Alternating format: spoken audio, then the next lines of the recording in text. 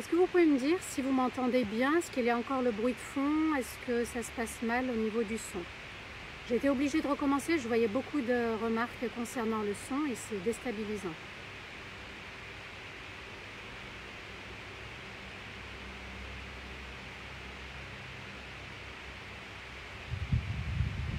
Toujours pareil, c'est au niveau du son que... Pareil, mauvais son. Alors je me rapproche, je ne sais pas si ça va mieux. C'est pareil.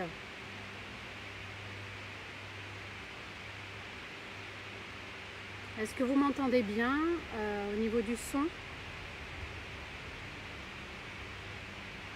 Alors je suis désolée pour le bruit de fond. Voilà, si c'est mieux, alhamdoulilah, tant mieux. Est-ce que vous pouvez me dire pour d'autres, est-ce que c'est toujours la même chose ou est-ce que ça a changé? C'est un peu mieux? Super. أعوذ بالله من الشيطان الرجيم بسم الله الرحمن الرحيم اللهم صل وسلم على سيدنا محمد في الأولين وصل وسلم على سيدنا محمد في الآخرين وصل وسلم على سيدنا محمد في الملأ الأعلى إلى يوم الدين رب اشرح لي صدري ويسر لي أمري واحلل عقدة من لساني يفقه قولي أما بعد mes chers frères et mes chères sœurs السلام عليكم ورحمة الله تعالى وبركاته.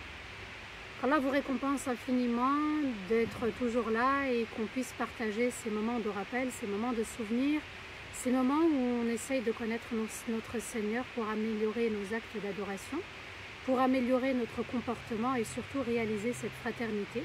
Cette fraternité qu'on partage tous les jours, mashallah, depuis presque 2 mois. Essayez de vous concentrer, subhanallah, sur le rappel et oubliez le son. Voilà, qu'Allah nous facilite, qu'Allah Azzawajal nous accorde le meilleur pour cette communauté. Hier, c'était un grand jour de fête. La fête où on a célébré des moments de bonheur, des moments de joie, tous ensemble à travers les membres de notre famille, mais aussi à travers la communauté. Qu'Allah Azzawajal vous récompense infiniment. On continue, Inch'Allah, les lives. Alors, petite information, demain, Inch'Allah, on enchaîne avec Surat Al-A'raf. C'est une sourate qui est un peu plus longue que les autres sourates qu'on a méditées ensemble. Et, mashallah, ce qui est magnifique dans cette sourate, c'est qu'elle va regrouper Surat Taha et aussi Surat Hud. Dans cette sourate, on va... Pourquoi je l'ai choisie? Parce que ça va être un petit peu la suite, mais en détail, de la vie de Adam et Hawa avec Iblis au paradis. Il est important de comprendre aussi pourquoi Allah Azzawajal va commencer l'histoire de l'univers entier avec l'histoire de Adam, Hawa et Iblis. Parce que la vie continue, ils sont descendus sur terre et à nous de comprendre les enseignements de cette sourate, bien qu'aujourd'hui on va évoquer une partie. Eh bien, on va retrouver justement ces enseignements dans Surat Al-A'raf. Donc, je répète, demain, Inch'Allah, Surat Al-A'raf, vous en aurez plus de détails demain, Inch'Allah. C'était juste pour évoquer un petit peu la prochaine sourate pour laquelle on apportera des enseignements, une méditation tous ensemble. Qui dit Coran, dit enseignement, dit aussi crainte d'Allah Azzawajal. Et en parlant de crainte, on revient aussi à l'essentiel, c'est-à-dire l'objectif de Ramadan. C'est bien de se poser les bonnes questions concernant cet acte d'adoration qu'Allah Azzawajal s'est réservé à lui seul la récompense de chacun. Personne n'a la connaissance de la véritable récompense de ce mois. Allah Azzawajal a dit il n'y a que moi qui apportera la récompense. Et puis la plus grande récompense aussi sur terre, avant même l'au-delà, c'est de goûter à cette crainte. Et que cette crainte soit constante. C'est ça qui est très important. C'est que cette crainte soit enracinée. C'est que cette crainte soit enracinée où? Dans nos paroles, dans nos pensées, mais aussi dans notre comportement. Si le cœur est pur et purifié, si le cœur est obéissant à son Seigneur, si le cœur a compris comment il fallait adorer Allah Azza wa Jal entre l'espoir, l'amour, l'espoir de la récompense, l'espoir de la satisfaction d'Allah, l'espoir du paradis, l'espoir de la rencontre avec Allah, mais aussi l'espoir qu'Allah Azza wa Jal accepte ou n'accepte pas, et c'est ça la crainte. La crainte, c'est de se dire aussi, est-ce qu'Allah a accepté ou n'a pas accepté? Qu'Allah Azza wa Jal bénisse nos jours dans la crainte, dans la foi, dans l'enracinement des valeurs, des lois universelles d'Allah Azza wa Jal. À nous de se poser la bonne question. Est-ce que mon Ramadan a été accepté ou n'a pas été accepté? Comment le savoir? Tout simplement, c'est de repenser à notre état avant Ramadan et de se dire comment j'étais avant Ramadan et comment je suis maintenant après Ramadan. Est-ce que j'ai évolué dans mes actes d'adoration? Est-ce que j'ai évolué dans ma pensée, dans mes paroles, dans mon comportement? Est-ce que j'ai mis de côté ce qui éloigne d'Allah? Et est-ce que j'ai aimé et je me rapproche de ce qui me rapproche d'Allah Azza wa Jal? Il est très très important, subhanallah, de se poser les bonnes questions dans la vie. On ne peut pas avancer comme des moutons. On ne peut pas avancer, subhanallah, en se disant je fais partie du troupeau et j'avance dans le troupeau. Il faut impérativement renouer avec Allah Azza wa Jal. Et le Coran nous permet de renouveler. C'est pour ça que, après tout ce qu'on a vu ensemble, j'ai développé, subhanallah, justement, la série du Coran, c'est-à-dire méditer les enseignements des sourates. Vous voyez, subhanallah, le début d'une sourate et la fin se rejoignent. À nous de comprendre les histoires de ceux qui nous ont précédés, les enseignements et les valeurs universelles dans chaque sourate, lorsqu'Allah nous demande d'obéir, et lorsqu'il parle des anciens peuples, lorsque eux ont désobéi. On a vu ensemble dans Surat Taha des miracles, mashallah, des moments exceptionnels entre Moussa alayhi salatu wassalam et son Seigneur. Et là, Allah nous dit qu'on n'a pas besoin d'intermédiaire. Allah est très proche en fait. À nous d'aller vers Allah, comme Moussa est allé vers Allah Azza wa Jal. Et puis retenez وَعَجِلْتُ إِلَيْكَ رَبِّ لِتَرْضَى. Et je me suis hâté, empressé, ya Allah, pour que tu sois satisfait de moi. Qu'Allah Azza wa Jal soit satisfait de nous à travers Ramadan. On s'est empressé de jeûner, on s'est empressé de prier la nuit, on s'est empressé de retenir notre âme. Il faut garder, subhanallah, cette valeur, le fait de se hâter, de s'empresser vers Allah Azza wa Jal. Dans l'histoire des sorciers, Allah nous a dit, il se peut que tu sois loin d'Allah, mais lorsque tu réformes ta pensée, lorsque tu es touché par les signes d'Allah, tu peux être entièrement soumis à Allah Azza wa Jal. Donc ne pas juger l'autre, ne pas s'auto-juger en se donnant, en se dévalorisant, voilà c'est le mot que je cherchais, parce qu'on peut être aussi entièrement soumis à Allah Azza wa Jal. Donc être dans l'espoir, même si on a fauté, même si on a commis des erreurs. Et puis, subhanallah, Allah Azza wa Jal va évoquer l'histoire de Adam et Iblis.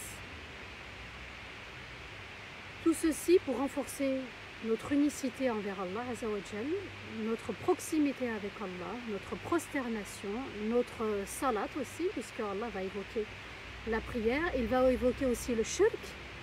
À nous aussi d'être vigilants quand on associe Allah Azza wa Jal de manière indirecte. C'est grâce à un tel.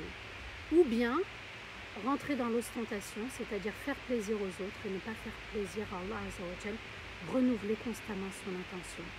Allahumma inna nas'aluka al-ikhlasa fil qawli wal 'amal. Ya Allah, nous te demandons la sincérité dans les paroles, quand je parle aux autres, et dans les actes, lorsque je suis avec les autres, mais aussi quand je suis seule. Alors Ramadan, c'était le test. Pour savoir si on a réussi le test ou qu'on a échoué, il faut regarder notre état avant Ramadan et après Ramadan. Avant le confinement aussi et après le confinement, et de rester dans la constance et la durée. Et c'est ça qui est assez difficile, mais lorsqu'on répète Iyyaka na'budu wa iyyaka nasta'in, ihdina as-sirata al-mustaqim, eh bien subhanallah, Allah exauce nos souhaits. On va étudier aujourd'hui les versets 120 à 135. Allah nous permette d'avoir une très bonne compréhension et une fois qu'on a compris les versets, de les mettre surtout en application. Allah Azza wa Jal nous dit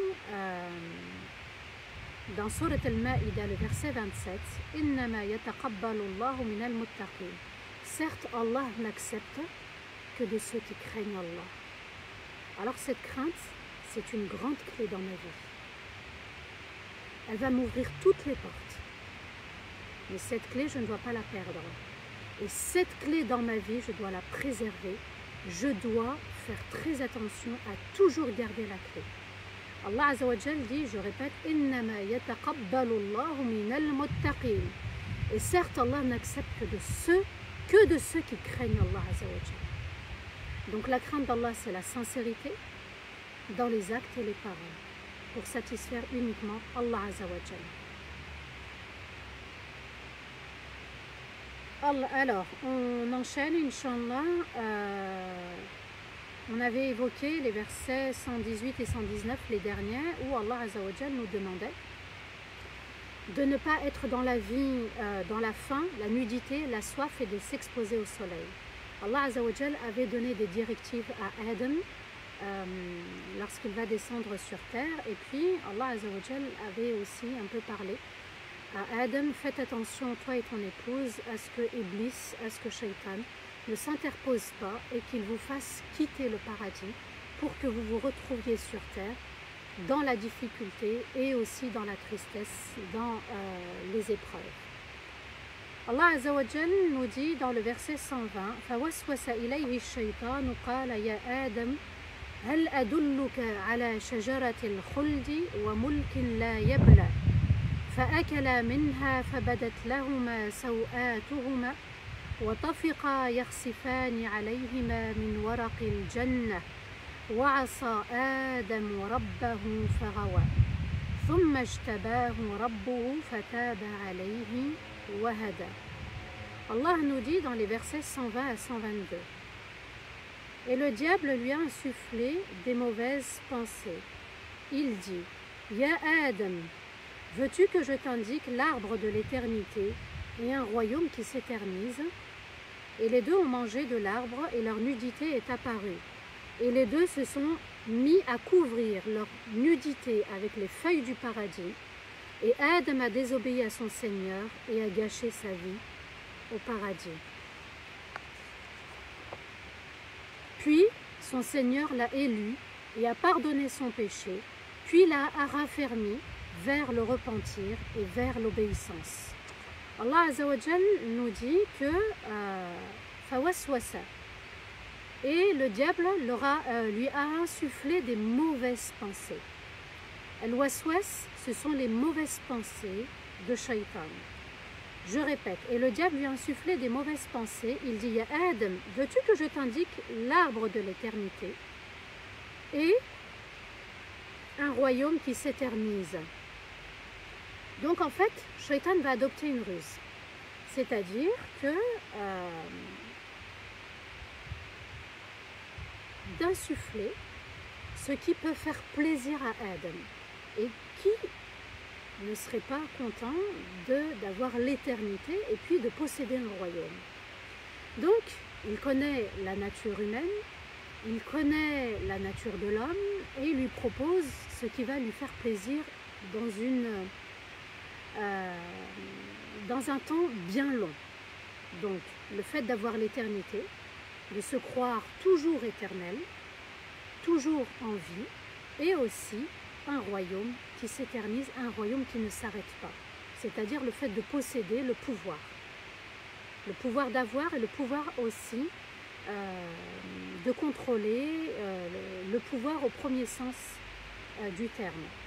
Et donc il va les travailler, il va les harceler, on le verra Inch'Allah dans Surat Al-A'raf. Allah Azza wa Jal évoque justement cette ruse. فَوَسْوَسَ إِلَيْهِمُ الشَّيْطَانُ فَوَسْوَسَ إِلَيْهِ, pardon. Là dans ce verset c'est juste إِلَيْهِ. فَوَسْوَسَ إِلَيْهِ. Et Iblis, Shaitan, va insuffler des mauvaises pensées à Adam, alayhi salatu wassalam. Et les deux, Allah nous dit, et les deux ont mangé. De l'arbre et leur nudité est apparue. C'est-à-dire, subhanallah, que lorsqu'ils ont mangé, ils sont tombés dans le péché et le vêtement qu'ils avaient, le vêtement de la crainte, est tombé. Ça signifie quoi? C'est-à-dire que quand je désobéis à mon Seigneur, il y a Shaitan aussi qui a fait son travail. Et Shaitan, lui, qui a fait son travail, soit je penche vers le waswas, soit je suis dans la crainte et je garde mon vêtement de la crainte. Puisqu'Allah nous dit وَلِبَاسُ التَّقْوَى ذَلِكَ خَيْرٌ. Et le vêtement de la crainte est bien meilleur.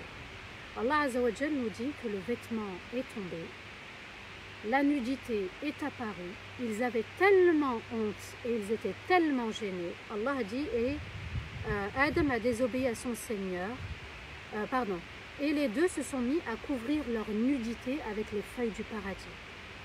Donc, qu'est-ce que ça signifie dans ce verset? Donc il y a waswas de shaitan, mais il y a aussi, lorsqu'on désobéit, on tombe dans le péché. Mais il faut aussi avoir la gêne, la honte vis-à-vis d'Allah, de garder justement cette pudeur vis-à-vis d'Allah, le fait d'avoir désobéi. Il y en a lorsqu'ils tombent dans le péché, ça ne leur fait rien dans le cœur. Quand on a encore la foi et la crainte, eh bien, ça doit aussi procurer de la honte, de la gêne et de la pudeur lorsqu'on tombe dans le péché. Ça doit nous faire quelque chose dans notre cœur et c'est ce qu'Allah veut nous dire dans ce verset. Et Allah ajoute, et Adam a désobéi à son Seigneur et il a gâché sa vie au paradis. Il a gâché sa vie au paradis, c'est-à-dire au lieu d'être éternel et de rester dans le paradis, eh bien il va devoir quitter maintenant le paradis. Pourquoi? Parce qu'il a désobéi. Allah Azza wa Jal nous dit aussi que dans la vie, lorsque tu es dans l'obéissance à Allah, ça te procure aussi le bonheur. Mais lorsque tu es dans la désobéissance à Allah Azza wa Jal, reviens très vite. Garde aussi cette crainte, cette pudeur vis-à-vis d'Allah. Sinon, tu vas gâcher ta vie aussi. Parce que le fait de ne plus rien ressentir, c'est-à-dire que même péché ne me fait plus rien dans mon cœur, eh bien ça peut avoir une conséquence dans ma vie. Allah Azza wa Jal ajoute dans le verset 122, « Puis son Seigneur l'a élu et a pardonné son péché, puis l'a raffermi vers le repentir et l'obéissance. » Allah nous dit qu'il l'a élu en tant que prophète. Adam va descendre sur terre en tant que prophète sur terre. Il a pardonné son péché, puis il l'a guidé. Comment? Il lui a raffermi son cœur vers le repentir et vers l'obéissance d'Allah Azza wa Jal. Et ça, subhanallah, ce sont des lois universelles d'Allah. C'est-à-dire qu'on est fait pour se repentir et on est fait aussi pour rester dans l'obéissance à Allah Azza wa Jal. En revanche, quand on lit ces versets, quand on entend ces versets, il faut être vigilant sur certaines choses. Premièrement, de ne pas généraliser un péché. C'est-à-dire, je m'explique. Là, en l'occurrence, il s'agit de Adam. Il a commis un petit péché, il n'a pas commis un grand péché. Et ne pas dire que c'est un pécheur. Non, il faut attribuer à César ce qui revient à César. C'est-à-dire qu'il a commis un péché. Et ne pas dire que Adam a commis des péchés où c'était quelqu'un de désobéissant. Il a désobéi une fois. Et ça, il faut être vigilant, subhanallah.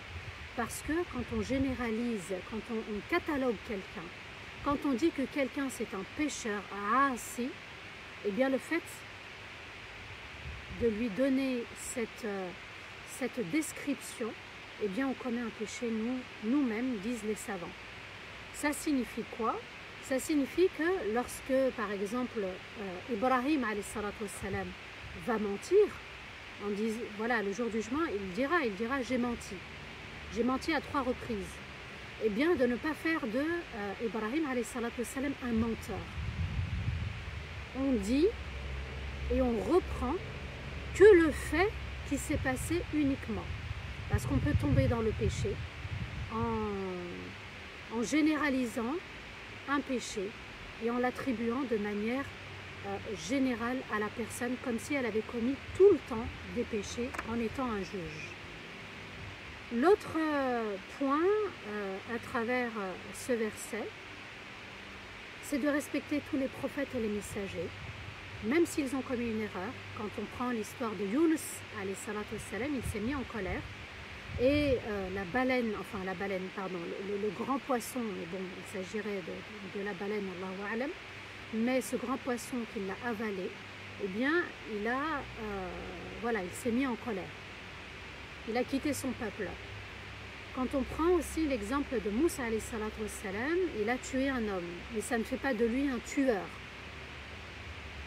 Quelqu'un, par exemple, qui a cousu un vêtement une fois, n'est pas un couturier.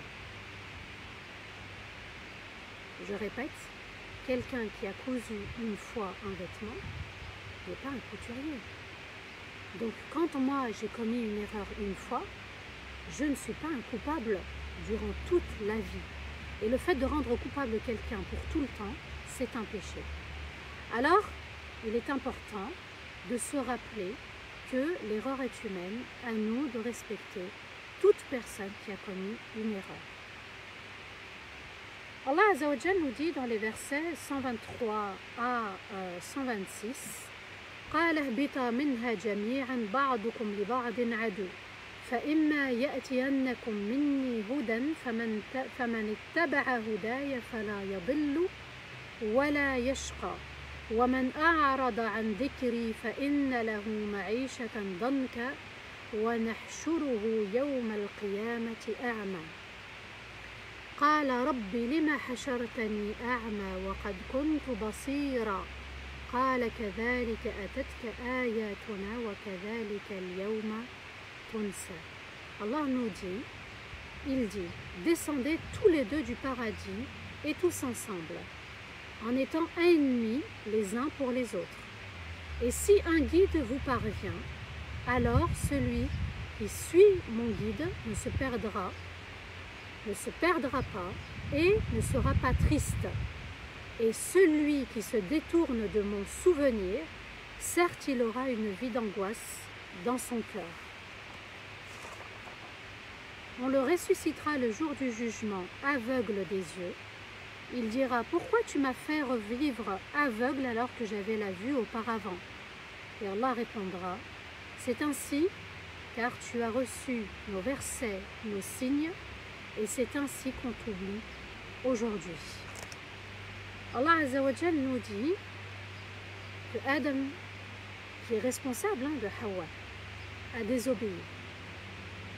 Et que tous les deux ont mangé, mais Allah va s'adresser à Adam. Il nous dit Fa'asa Adam Rabbahu, même Hawa a désobéi. Mais Allah Azza wa Jal veut nous dire aussi que l'homme est responsable. L'homme est responsable, est un modèle. Et que ce qui arrive à son épouse ou ce qui arrive aussi à ses enfants, il devra rendre des comptes aussi. Parce que le premier responsable, c'est l'homme. C'est l'époux, c'est le père. Allah nous dit, descendez tous les deux du paradis. Et il dit tous ensemble. Donc il s'adresse à Adam et Hawa. Là, d'après les savants, Allah s'adresse à Adam et Hawa. Et il dit tous ensemble, c'est-à-dire les enfants compris. Toute la descendance va descendre. En étant ennemis les uns pour les autres. C'est-à-dire en étant dans la rivalité, dans la compétition, dans la guerre. Entre frères et sœurs, dans la communauté, entre peuples, entre nations. Et si un guide vous parvient, c'est-à-dire un messager, donc un prophète, un messager ou aussi un livre, alors celui qui suit mon guide ne se perdra pas et ne sera pas triste dans la vie. Donc le fait de suivre Al-Qur'an, de suivre Rasulullah sallallahu alayhi wa sallam, de suivre aussi tous nos prophètes et nos messagers. Nous on a entre nos mains que le Qur'an, qui n'a pas été falsifié, il a été protégé par Allah. Allah Azza wa Jal nous dit, celui qui se conforme à mes directives ne sera pas triste dans la vie et ne se perdra pas.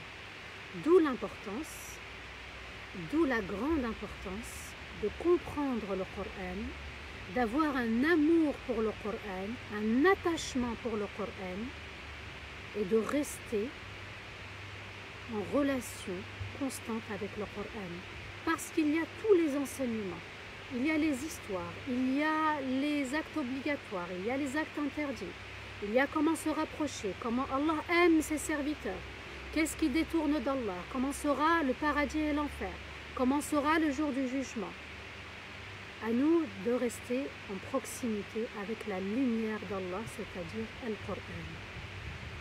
Donc Allah Azza wa Jal nous dit aussi que et celui qui se détourne de mon souvenir, celui qui se détourne des prophètes et des messagers qui ont apporté ces versets, ces signes et surtout du Coran. Certes, il aura une vie d'angoisse dans son cœur. فَإِنَّ لَهُ مَعِيشَةً ضَنْكَ. Danka veut dire quoi? On peut posséder tout le trésor du monde. On peut posséder les palais. On peut posséder le pouvoir. On peut posséder les biens matériels. On peut avoir des femmes et des enfants et des hommes et des parents. On peut tout posséder dans l'univers. Mais Allah Azza wa Jalla nous dit فَإِنَّ لَهُ مَعِيشَةً ضَنْكَ, c'est-à-dire que malgré tous les biens, dans sa poitrine, il ne sera pas apaisé. La poitrine sera serrée. Il y a des personnes riches qui ont témoigné, qui ont dit « J'ai beau posséder tout ce que j'ai, mais je ne suis pas heureux. » Pourquoi? Parce qu'il n'a pas l'apaisement du cœur et de l'âme. Il a apaisé son ego, il a apaisé son corps, avec les plaisirs du bas monde, mais il n'a pas apaisé son cœur, il n'a pas nourri son âme. L'âme n'est pas rassasiée. L'âme n'a pas goûté à la foi, à la crainte, à l'amour d'Allah, à l'amour du Coran, à l'amour de l'obéissance. Et ceux qui ont la poitrine serrée, qui ne se sentent pas bien, eh bien, c'est parce qu'ils se sont détournés d'Allah, ils se sont détournés de l'obéissance, ils se sont détournés de la purification du cœur et de l'âme. Il y en a, ils vous disent, Allah m'a donné, mais je ne suis pas apaisé, j'ai la poitrine serrée. Alors que ce soit des musulmans ou des non-musulmans. Ce qu'il faut comprendre, subhanallah, dans la vie, c'est qu'Allah nous a créés avec une première nature, al-fitra, la nature humaine. Et cette fitra, elle est très bonne. C'est-à-dire qu'il y a nos qualités, il y a l'apaisement, la sérénité, il y a la paix du cœur et de l'âme. Et puis, cette fitra va être corrompue avec les événements de la vie, avec les défauts, avec les péchés. Plus je suis dans les péchés, sans me purifier, plus je rajoute des couches et je m'éloigne de la fitra. Pour retrouver cette fitra, cette nature humaine qu'on avait au tout départ, la base, le tronc, les racines, eh bien il va falloir nettoyer au niveau des péchés, au niveau de tout ce qu'on a pu commettre. Donc Allah Azza wa Jal nous dit aussi, on le ressuscitera le jour du jugement aveugle des yeux, parce qu'on lui a soumis le livre avec les directives et il n'a pas vu, il n'a pas appliqué. Alors le jour du jugement, il sera aveugle. Comme tu as été aveugle dans la vie, ben, tu seras aveugle aussi dans l'au-delà. Et il dira, pourquoi tu m'as fait revivre aveugle alors que j'avais la vue auparavant? Oui, certes, tu avais la vue, mais tu n'avais pas la vue du cœur. Ton cœur ne voyait pas. Regardez, subhanallah, tous ces peuples, le peuple de Houd, le peuple de Saleh, le peuple de Moussa, le peuple de Shuaïb, le peuple de Lut, le voile. Ils ne voyaient pas les versets, ils ne voyaient pas les signes. Ils ne voyaient pas qu'il fallait obéir à Allah Azza wa Jal. Alors le jour du jugement, vous serez aussi aveugle. Il dit, c'est ainsi, car tu as reçu nos versets, nos signes, et c'est ainsi qu'on t'oublie aujourd'hui. Tu as délaissé les versets, tu as délaissé le Coran, tu as délaissé la méditation, tu as délaissé sa lecture, tu as refusé de voir, et bien nous aussi, on va te délaisser. Donc c'est un verset, subhanallah, ces derniers versets là que je viens de citer, c'est des versets qui apportent normalement une grande réflexion dans notre cœur. Les versets, les signes qu'Allah existe autour de nous. Il y a des signes, mais il y a aussi des versets dans le Coran.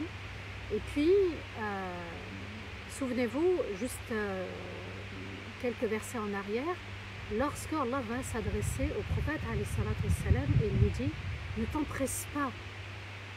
Quand Jibril t'apporte les versets, ne t'empresse pas à apprendre par cœur. Comme si Allah azza wa jalla nous disait aussi.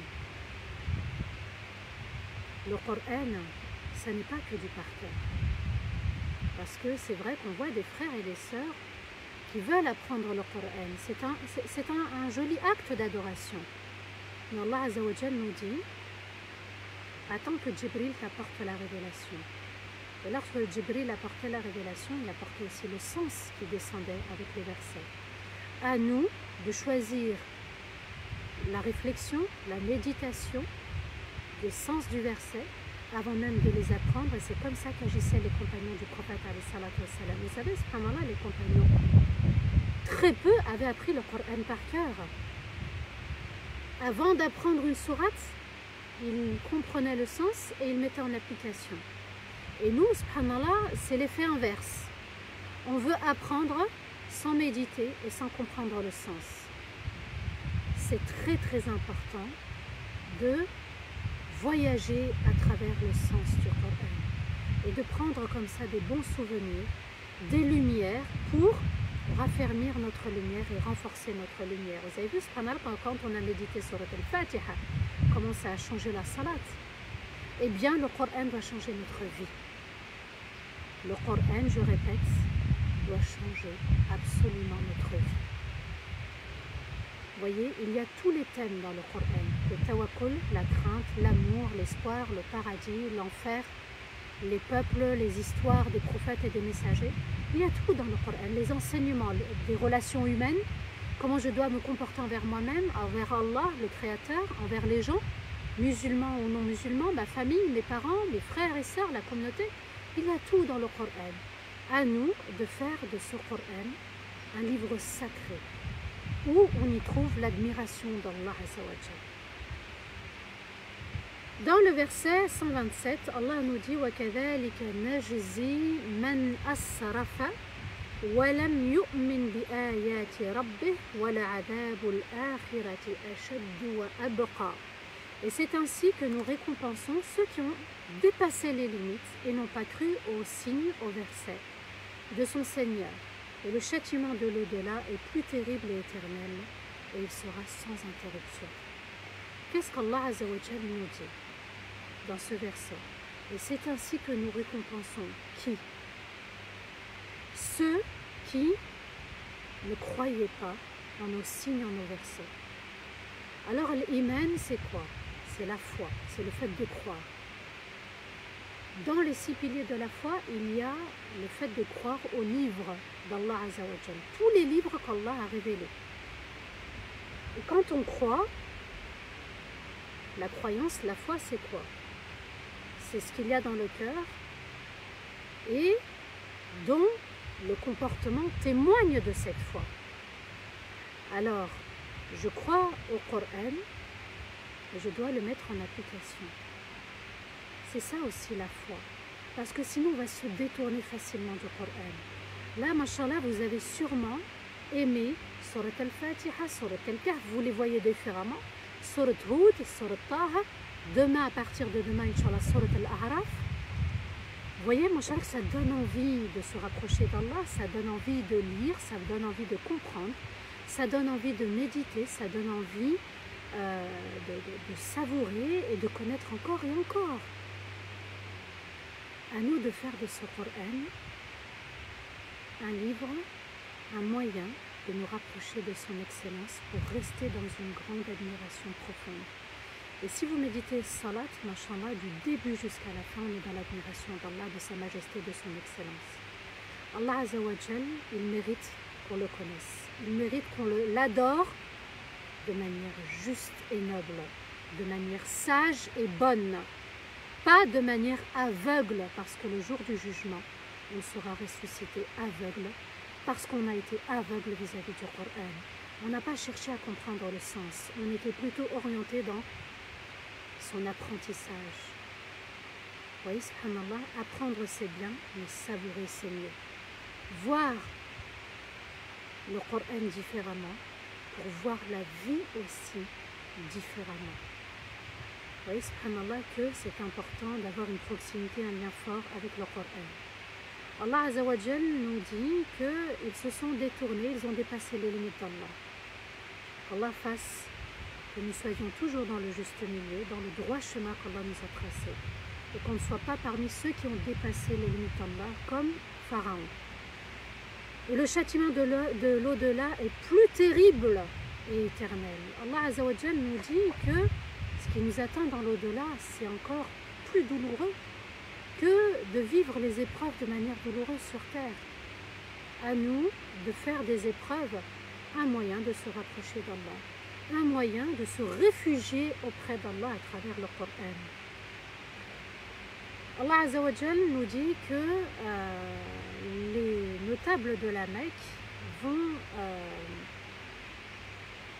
réagir de manière toujours arrogante et orgueilleuse. Dans le verset 127, Allah nous dit أَفَلَمْ يَهْدِ لَهُمْ كَمْ أَهْلَكْنَا قَبْلَهُمْ مِنَ الْقُرُونِ يَمْشُونَ فِي مَسَاكِنِهِمْ إِنَّ فِي ذَلِكَ لَآيَاتٍ لِأُولِي النُّهَى. N'ont-ils pas été éclairés vers ce qui guide? Combien de générations précédentes ont été anéanties et dont ils ont vu les vestiges lorsqu'ils voyageaient pour leur commerce? Certes, il y a en cela des signes pour ceux qui ont une raison pure. Je répète, Allah Azza wa Jal nous dit, n'ont-ils pas été éclairés vers ce qui guide? N'ont-ils pas été éclairés vers cette langue arabe qui n'a pas pu être défiée dans le Coran? C'était l'époque de la poésie et Allah Azza wa Jal est venu leur parler dans leur langue. Vous maîtrisez le verbe, mais regardez, il y a un verbe excellent. Et Allah Azza wa Jal nous dit aussi, parce qu'eux vont se poser la question, oui, mais pourquoi on doit croire? Et Allah ajoute, combien de générations précédentes ont été anéanties et dont ils ont vu aussi lorsqu'ils voyageaient pour le Sham dans leur commerce. Vous voyez, à l'époque, ils avaient les caravanes. Ils voyageaient et lorsqu'ils arrivaient dans ces pays, qu'est-ce qu'ils voyaient? Des vestiges. N'ont-ils pas vu les vestiges? Les habitations de l'Araf? N'ont-ils pas vu tous ces signes en voyageant pour leur commerce? N'ont-ils pas vu, subhanallah, tout ceci? N'ont-ils pas été éclairés lorsqu'ils ont vu les restes, lorsqu'ils ont vu, subhanallah, les demeures qui sont restées? Oui, aujourd'hui, nous, on voit, on observe, subhanallah, quand on voyage, ce qui reste des peuples précédents. Eh bien, Allah Azza wa Jal nous dit aussi à nous, regardez ce qui reste. Ce sont des traces des peuples qui vous ont précédés. Et Allah ajoute, certes, il y a en cela des signes pour ceux qui ont cru, pour ceux qui ont une raison pure. Alors peut-être qu'on ne peut pas avoir le cœur pur, mais avoir une raison pure et de réfléchir dans ce qui nous pousse vers la vérité, c'est-à-dire sans commettre d'erreurs de jugement, d'erreurs de pensée. Même dans la réflexion, dans la raison, cette raison, elle peut conduire à croire en Allah Azza wa Jal. Le cœur peut être touché, certes, mais la raison accompagne le cœur. Regardez quand on prend l'exemple des sorciers, ils ont vu avec leur raison les signes. Lorsque ce bâton va être transformé dans un animal immense, un serpent immense. Et Allah Azza wa Jal nous dit, ils ont raisonné et la foi a été touchée, le cœur a suivi. Dans les versets 129 et 130, Allah nous dit وَلَوْلَا كَلِمَةٌ سَبَقَتْ مِنْ رَبِّكَ لَكَانَ لِزَامًا وَأَجَلٌ مُسَمًّى فاصبر على ما يقولون وسبح بحمد ربك قبل طلوع الشمس وقبل غروبها ومن آناء الليل فسبح وأطراف النهار لعلك ترضى. Et si ce n'est la parole que ton Seigneur a décrétée auparavant concernant le châtiment, ils auraient subi le même châtiment sur terre, mais cela a été reporté.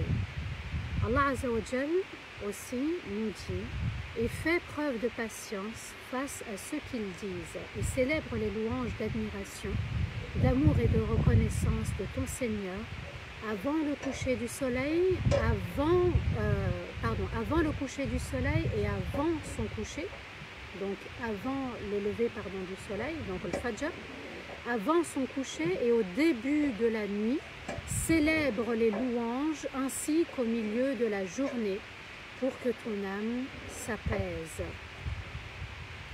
Allah nous dit, je reprends le verset 129, « Et si ce n'est la parole que ton Seigneur a décrétée auparavant concernant le châtiment » Donc si ce n'est aussi la promesse qu'Allah Azzawajal a réservée pour la communauté de Rasulullah sallallahu alayhi wa sallam et pour toutes les créatures qui ont désobéi, c'est-à-dire laisser le châtiment le jour du jugement. Ils auraient subi le même châtiment sur terre, mais cela a été reporté. Donc Allah Azzawajal a décidé que pour la communauté de Rasulullah sallallahu alayhi wa sallam, pour ceux qui désobéissent et ceux qui se détournent, eh bien le châtiment sera décrété et sera reporté pour le jour du jugement. Et pour ceci, le prophète alayhi salatu wassalam a beaucoup invoqué son Seigneur. Il a demandé, Ya Allah, ne châtie pas ma communauté, comme ont été châtiés ceux qui nous ont précédés. Allah Azzawajal dit dans Surat Al-Anfal, le verset 33, وَمَا كَانَ اللَّهُ مُعَذِّبَهُمْ وَأَنْتَ فِيهِمْ وَمَا كَانَ اللَّهُ مُعَذِّبَهُمْ وَهُمْ يَسْتَغْفِرُونَ. Et Allah ne les châtiera pas alors que tu es parmi eux, et Allah ne les châtiera pas alors qu'ils invoquent le pardon de leur Seigneur. Quelle rahma de ne pas être châtié sur terre, comme ont été châtiés le peuple de Lut, le peuple de Shu'aib, le peuple de Salih, le peuple de Houd, le peuple aussi de Moussa alayhi salatu wassalam. Nous aujourd'hui on est épargnés, la communauté de Rasulullah sallallahu alayhi wa sallam, car Allah a décrété et car Allah a reporté ce châtiment. C'est vraiment un verset de rahma. À nous d'être dignes du message du prophète alayhi salatu wassalam, à nous d'être à la hauteur aussi de notre foi, de notre crainte, de notre amour et de l'admiration qu'on a pour notre Seigneur. Et Allah ajoute et fait preuve de patience face à ce qu'ils disent, Ya Muhammad sallallahu alayhi wa sallam. Ils l'ont traité de menteur, ils l'ont traité de sorcier, ils l'ont traité aussi de fou. Et Allah Azzawajal lui dit patiente, retiens ton âme par rapport à ce qu'ils disent. Ne fais pas attention, ne porte aucune attention à leurs paroles. Et ça, c'est aussi un moyen de nous éduquer lorsqu'on entend aussi des critiques, des insultes à notre égard. Et fais preuve de patience. Wasbir ala ma yaqulun. Et célèbre, comme si Allah nous disait, le moyen aussi de s'en sortir après la patience, quand les autres nous critiquent, quand les autres cherchent à nous blesser, et bien pour ne pas être blessé, célèbre les louanges de ton Seigneur.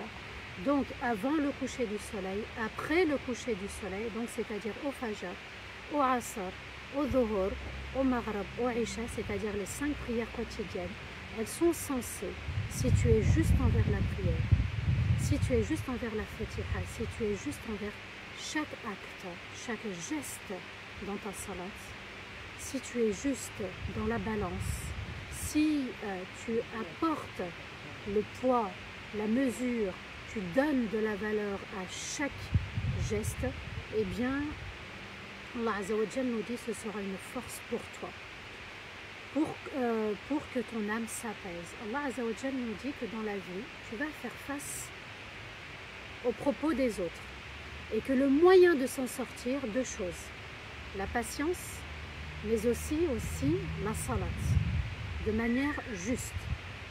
Et Allah ajoute pour que ton âme s'apaise. Ça signifie quoi? Que la prière est censée apaiser, que la prière est censée apporter le repos de l'âme, que la prière est censée nous fortifier, illuminer notre cœur pour rester sur le droit chemin. Et Allah Azzawajal nous dit dans les versets 131 à 132, وَلَا تَمُدَّنَّ عَيْنَيْكَ إِلَى مَا مَتَّعْنَا بِهِ أَزْوَاجًا مِّنْهُمْ زَهْرَةَ الْحَيَاةِ الدُّنْيَا لِنَفْتِنَهُمْ فِيهِ وَرِزْقُ رَبِّكَ خَيْرٌ وَأَبْقَى وَأْمُرْ أَهْلَكَ بِالصَّلَاةِ وَاصْطَبِرْ عَلَيْهَا لَا نَسْأَلُكَ رِزْقًا نَحْنُ نَرْزُقُكَ وَالْعَاقِبَةُ لِلتَّقْوَى. Allah nous dit, et ne porte pas ton regard avec désir vers ceux dont on a comblé des bienfaits, à certains d'entre eux, pour les éprouver. Et les biens de ton Seigneur sont meilleurs et éternels. Et incite ta famille à la prière et fais preuve d'endurance.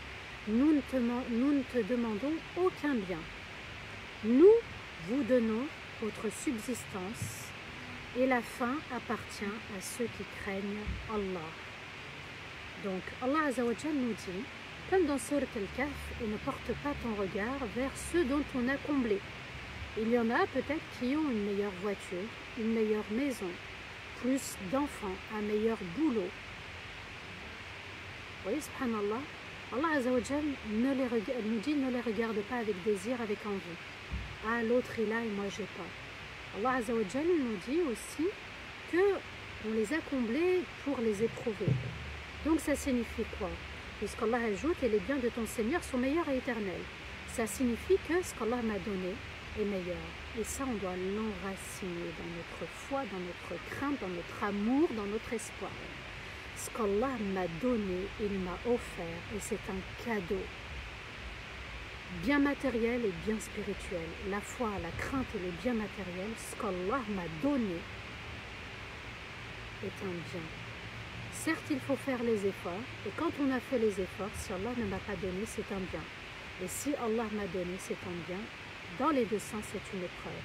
Allah Azza wa Jal nous dit, vous voyez, ces non-musulmans aussi, peut-être qu'on les a comblés de bienfaits, mais ce que tu as, c'est la foi, c'est l'amour, c'est la crainte, c'est l'espoir, c'est ce cœur apaisé, qui n'a pas de prix.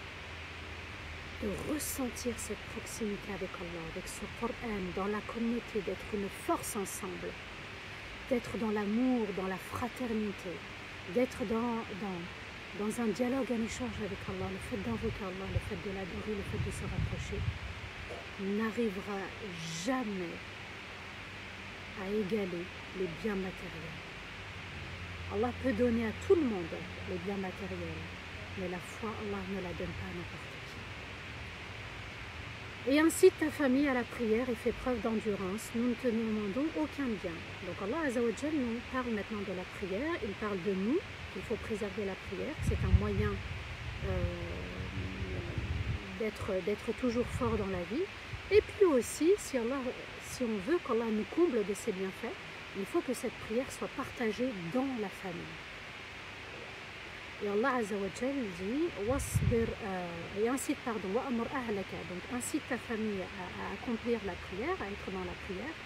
Wastabir, c'est-à-dire et fait preuve d'endurance. C'est-à-dire que ça ne va pas être facile, mais il faut garder cette constance dans la patience. La patience concerne les actes obligatoires, concerne les actes interdits et concerne aussi le décret qu'Allah Azza wa Jal a imposé son destin.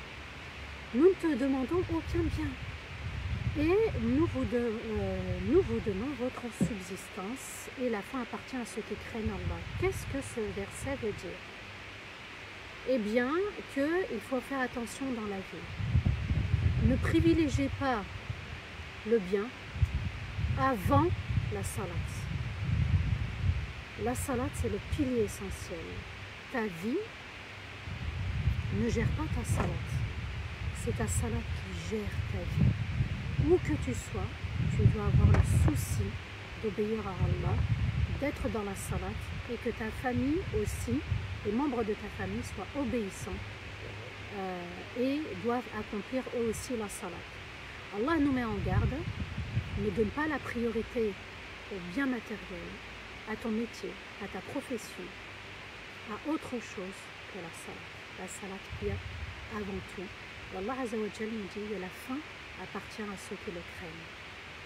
C'est-à-dire ceux qui craignent Allah, qui ont le souci d'être dans l'obéissance, Allah les comblera dans ses bienfaits, dans leurs bienfaits. Et Allah Azza wa Jal donne à ceux qui craignent. Et la fin appartient à ceux qui craignent. Dans la vie, mais aussi dans l'au-delà. Il y a le paradis sur terre, c'est la compagnie d'Allah, c'est l'amour d'Allah, c'est la crainte d'Allah.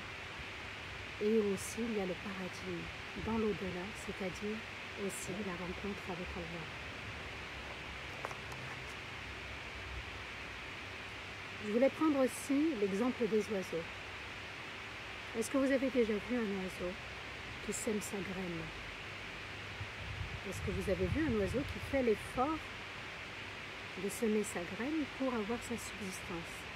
Allah nous dit que la subsistance de chacun revient au Seigneur, au Créateur, au Roi par excellence, à sa majesté, à celui qui gère cet univers entier. Dans les versets 133 à 135, on arrive vers la fin, Allah nous dit وَقَالُوا لَوْلَا يَأْتِينَ بِآيَةٍ مِّن رَبِّهِ أَوَلَمْ تَأْتِهِمْ بَيِّنَةُ مَا فِي الصُّحُفِ الْأُولَى وَلَوْ أَنَّا أَهْلَكْنَاهُمْ بِعَذَابٍ مِّن قَبْلِهِ لَقَالُوا رَبَّنَا لَوْلَا أَرْسَلْتَ إِلَيْنَا رَسُولًا فَنَتَّبِعَ آيَاتِكَ مِن قَبْلِ أَن نَّذِلَّ وَنَخْزَىٰ قُلْ كل متربص فتربصوا فستعلمون من أصحاب الصراط السوي ومن اهتدى. Allah nous dit, et ils ont dit, si seulement il était venu, le prophète alayhi salatu wassalam, avec un signe de son Seigneur, c'est-à-dire comme Moussa avec son bâton. N'est-elle pas venue la preuve de ce qu'il y avait dans les anciens livres, avec l'histoire des peuples qui nous ont précédés? Et si on les avait châtiés avant de recevoir la preuve, avant qu'ils ne reçoivent la preuve, ils auraient dit, Seigneur, si seulement tu nous aurais envoyé, tu nous avais envoyé un messager, on aurait alors suivi tes versets, tes ordres, tes enseignements, avant d'être humiliés sur terre et d'être dévoilés le jour du jugement. Dis, nous tous, nous sommes dans l'attente. Alors, attendez. Un jour, vous saurez quelles sont les personnes sur la voie juste et droite et ceux qui sont bien guidés. Donc Allah Azza wa Jal nous dit quoi à travers ces versets? Qu'il cherche toujours une preuve. Les notables de la Mecque, les non-croyants, les non-musulmans sont toujours à l'affût d'une preuve. Et pourtant, les preuves sont là. Allah Azza wa Jal nous dit, le jour du jugement, ils viendront à Allah aveugles. Pourquoi? Parce qu'ils étaient aveugles dans la vie. Ils ont refusé.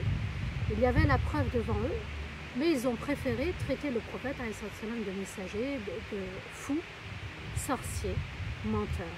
Les preuves sont venues. À Pharaon, il y a eu une preuve. Les sorciers ont eu la preuve. L'un a refusé de se soumettre et les autres se sont soumis entièrement à leur Seigneur. Et si on les avait châtiés avant de recevoir, ils auraient dit, oui, mais pourquoi on n'a pas eu la preuve? Donc vous voyez, subhanallah, pourquoi sur terre, Allah envoie les livres, Allah envoie les messagers, Allah envoie des signes dans l'univers pour qu'on puisse croire, sans reprocher à Allah Azza wa Jal de ne pas avoir envoyé des signes. Dis, nous tous, nous sommes dans l'attente du jour du jugement. Alors, attendez, un jour vous saurez quelles sont les personnes sur la voie juste, ceux qui étaient sur le droit chemin, le chemin du milieu, le chemin de la vérité, le chemin droit et ceux qui sont bien guidés. Vous êtes dans l'attente, dans la vie, dans l'attente d'une preuve, attendez. Un jour viendra où vous n'attendrez plus, puisque la preuve sera sous vos yeux. Quand on vous a parlé des peuples qui ont été châtiés et qui vont encore subir un châtiment dans l'au-delà, là, à ce moment-là, vous n'aurez plus d'excuses ou de reproches à faire à notre égard. La preuve vous a été donnée. Le jour du jugement, il y aura la vérité aussi qui va trancher. Celle des personnes qui ont suivi, qui étaient sur le droit chemin, qui étaient juste envers elles-mêmes, juste envers leur Seigneur, qui étaient sur le droit chemin, mais le chemin des bien guidés. Guider dans un chemin, c'est de voir le chemin et d'avancer. Quand on est aveugle, on refuse de prendre le chemin et d'avancer. On est aveugle, on ne peut pas avancer. Un aveugle ne peut pas avancer. Même s'il avance, il a beaucoup de difficultés à avancer. Il a besoin d'une aide. Il a besoin d'une canne pour avancer. Sauf que la canne, elle ne l'est pas. Ils sont tellement aveugles que même la canne, ils ne l'ont pas pour avancer. Donc nous, ce droit chemin, c'est de voir les signes de l'existence d'Allah. C'est de méditer les versets d'Allah Azza wa Jal. Et Allah Azza wa Jal nous dit « Afala yatadabbaruna al-Qur'an » أم على قلوب أقفالها. Ne médite-t-il pas le Coran ou bien y a-t-il un cadenas qui verrouille leur cœur? Allah Azza wa Jal nous dit quoi dans ce verset? Méditez le Coran pour que on puisse enlever tous ces cadenas, pour qu'on puisse enlever toutes ces couches de péché. Ce sont nos erreurs, ce sont nos défauts qui nous empêchent de nous rapprocher d'Allah Azza wa Jal. À nous de méditer le Coran. Demain, Surat Al-Anfal, vous allez voir, Mashallah, c'est une pure merveille. Pardon, pas Surat Al-Anfal, Surat Al-A'raf, excusez-moi. Surat Al-A'raf, 206 versets. Mashallah, encore un peu plus long que ce qu'on a vu. On va y méditer l'histoire de Adam, Hawa et Iblis. Les histoires qu'on a vues précédemment, elles vont revenir dans cette sourate. On va méditer l'unicité d'Allah Azza wa Jal. Tout ceci pourquoi? C'est d'être dans l'admiration de son excellence, de se rapprocher d'Allah. Dire qu'on a la foi, dire qu'on a la crainte, dire qu'on est un croyant, c'est une chose. Mais de dire je suis un véritable croyant, de s'inspirer des enseignements, de la lumière du Coran, là on pourra dire oui, je suis un véritable croyant. Allah nous pardonne, Allah nous éclaire, Allah déverrouille nos cœurs. Allah nous permette de savourer le Coran, de s'en inspirer pour nos paroles, pour nos actes, pour notre bon comportement. Que ce Coran nous permette de nous réformer, comme il a réformé les compagnons. À l'époque de Rasulullah sallallahu alayhi wa sallam, ils aimaient le Coran, ils aimaient l'écouter, ils aimaient aussi le réciter, ils aimaient le méditer, ils aimaient aussi revenir lorsque ils étaient dépassés par certaines épreuves. Ça fait du bien, subhanallah, de lire le Coran. On a quitté Shahr al-Coran, mais on va rester dans le chemin de la crainte, dans le chemin de l'amour du Coran. Allah nous permette toujours d'entendre, de raisonner avec le cœur et d'appliquer. Seigneur, pardonne-nous notre manque de sincérité. Seigneur, pardonne-nous nos péchés, les petits et les grands, nos manquements, nos imperfections. Aide-nous à nous réformer concernant nos défauts, nos relations vis-à-vis des autres, ma relation avec mon Seigneur. Qu'Allah nous permette d'augmenter cette foi, de la renforcer, de la fortifier et qu'il puisse embellir ce cœur et arriver auprès de notre Seigneur de qalbin salim, avec un cœur pur et purifié, plus de péché, plus de couches noires ou de taches noires, qu'on vienne à Allah Azza wa Jal avec un cœur apaisé, avec un cœur plein d'amour, plein de crainte et plein de sérénité. واستغفر الله لي ولكم سبحان ربك رب العزة عما يصفون وسلام على المرسلين والحمد لله رب العالمين آمين اللهم آمين يا رب العالمين. S'il vous plaît, n'oubliez pas le Tipeee, vous voyez, subhanallah, le lien pour soutenir Darifton au niveau des frais d'abonnement, frais de déplacement pour les reportages, pour aussi le fait quand on se déplace, c'est vrai que c'est un coût, mais aussi de faire déplacer aussi des conférenciers pour avoir de très belles vidéos. Machallah, le dernier reportage était juste magnifique, le reportage de Médine. Toutes ces histoires, machallah, viennent embellir notre quotidien. Allah Azza wa Jal nous permette d'être parmi les meilleurs lorsqu'il faut donner, lorsqu'il faut apporter, lorsqu'il faut soutenir. Alors, si vous avez des questions, bismillah, qu'Allah vous récompense pour toutes ces belles remarques, pour vos compliments, pour vos messages. Mashallah, amin, Allahumma amin, ya Rabbal Alamin. Bismillah. Alors, où est-ce qu'on peut retrouver toutes ces vidéos? Karim me pose la question. Tout simplement, dans la page d'Arifton et compagnie, vous avez la rubrique vidéo, et là, vous avez toutes les vidéos. Alors les miennes me concernant et puis les vidéos de tous mes frères et de toutes mes sœurs qui sont intervenues. Amin, Allahumma amin, ya Rabbal Alamin.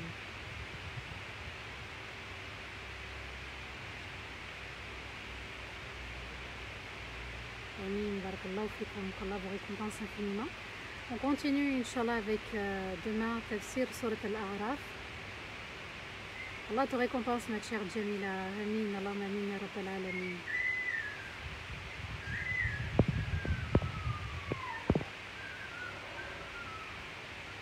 Mashallah, mashallah, mashallah. Allah te récompense infiniment, ma chère Jamila. J'ai lu ton message, mashallah. Je suis très touchée, barakallahu fik.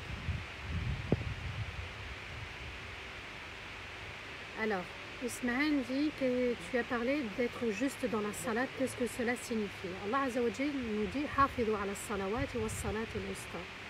Préserver, protéger les 5 prières et la prière du juste milieu, c'est-à-dire être juste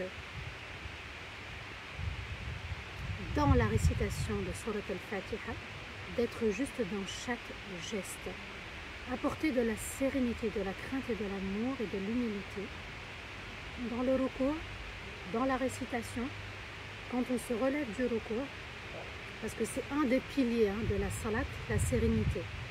Quand on est dans la prosternation, quand on se relève dans la prosternation, être juste en termes du temps aussi, de la faire à l'heure. Quand on n'a pas d'excuse, on n'a pas d'excuse, on la fait à l'heure. Donc de ne pas la négliger, de ne pas la délaisser aussi, d'être juste envers la salat. Barakallahu fik, Oumi, elle a mis le lien, Oumi, pour les vidéos, si vous voulez les retrouver. Donc vous cliquez sur le lien, vous trouvez Inch'Allah toutes les vidéos.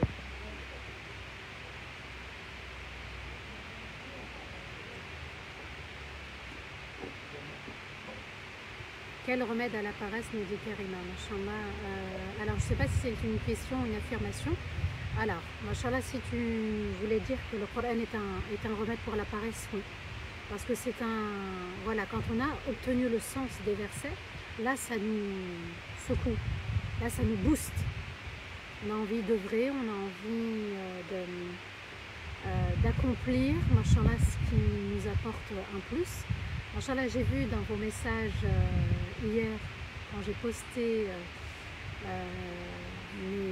mes vœux pour ce Eid béni, eh bien, machallah, j'ai vu vos commentaires pour certains, pas tous, je n'ai pas pu remonter très très haut, mais j'ai vu, machallah, que voilà, ce confinement, ces rappels, ces lives ont beaucoup apporté dans votre quotidien, dans la prière de la nuit, dans la prière de manière générale, c'est-à-dire les 5 prières quotidiennes, qu'Allah Azza wa Jal accepte.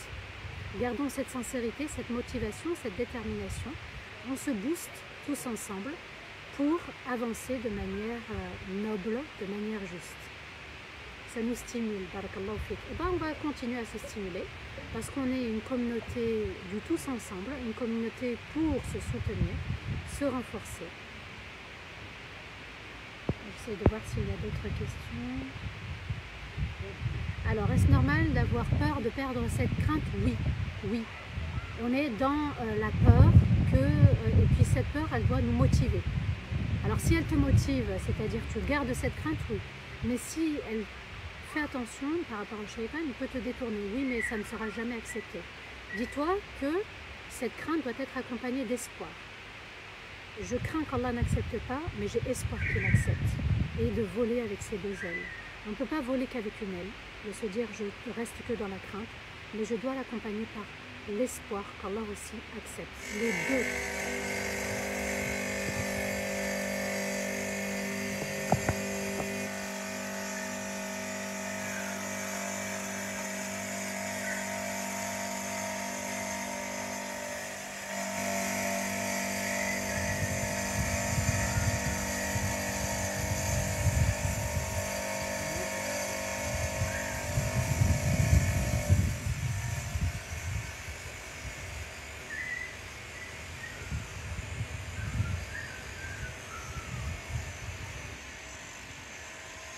Alors excusez-moi pour le bruit à côté, là c'est vraiment du bruit, c'est vrai, Machallah. Je suis en train de lire les commentaires. Oui, là il y a du bruit, désolée.